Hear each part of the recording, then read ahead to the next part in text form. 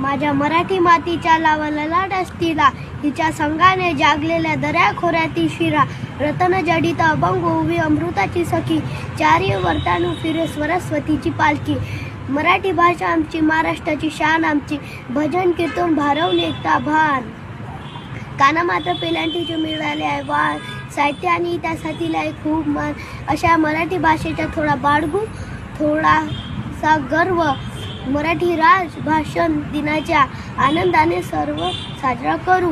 लाभलेसा आम्हाला भाग्य बोलतो मराठी, जालो खरेच ऐकतो मराठी. धर्म पंथ जात एक मानतो मराठी, एवढ्या जगात माय मानतो मराठी.